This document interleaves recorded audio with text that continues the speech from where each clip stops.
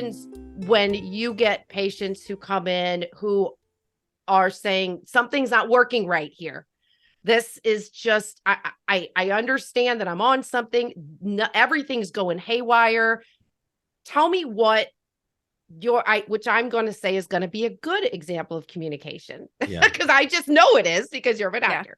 So tell me about how that situation would go. I think when I came up in training, we were still seeing a lot of patients that just said, okay, I don't know if I agree, but let's just roll with it.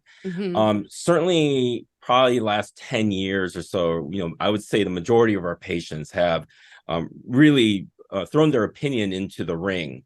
And I think this forces the providers to have to really acknowledge that open discussions are going to happen. If it's not happening, then something wrong is going on then, right? Because ultimately, at the end of the day, with you, Tiffany, is that you tried to open the discussion, to the provider, but that particular provider already had the story and narrative built in her mind that she had to recite in order to, in her mind, treat you, right? And I think that's kind of the aspect of this, of active listening, all right? Not just listening, but listening with the intent that you're going to come up with an action plan based on what you said, even though it may not be fully relevant to the reason why you're there. Also, I think in rheumatology, we see this quite a bit more because there's so many quality of life issues living with chronic diseases, particularly those that are musculoskeletal with pain components, that no other physician really wants to handle a priori. And so as a result, many of the stories come to rheumatologists. And I do find it our responsibility to address those issues and also say, I have an avenue forward for you. It's not going to be me, but there's a colleague that I think that could help.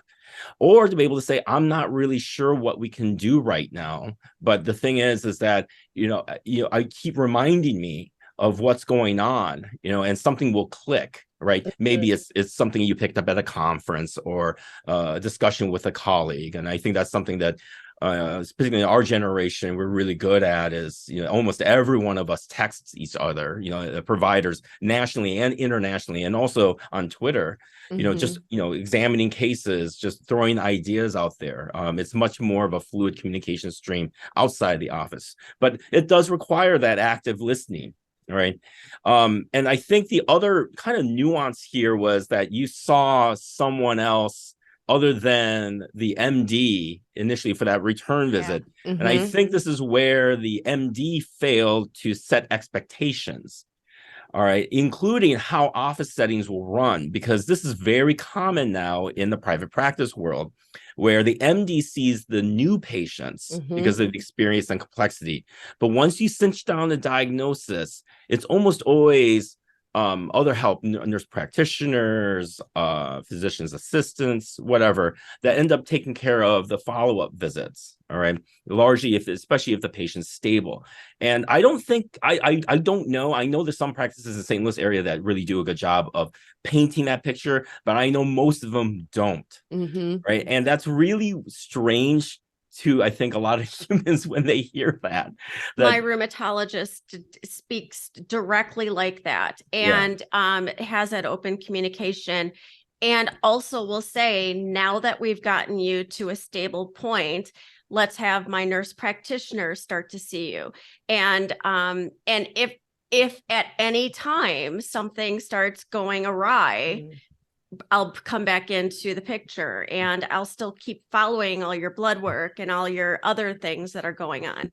That makes a huge difference. Right. It does. And so it's just a matter of making sure there's an alignment of these expectations. And this goes into the much broader topic we can talk about later about setting expectations for treatment, right? And your health, which is a much more involved and complicated discussion. But even just the simple things, saying that, this is how we run things here, but I'm still involved type of thing. If you don't establish that confidence in the process, you're going to lose their trust.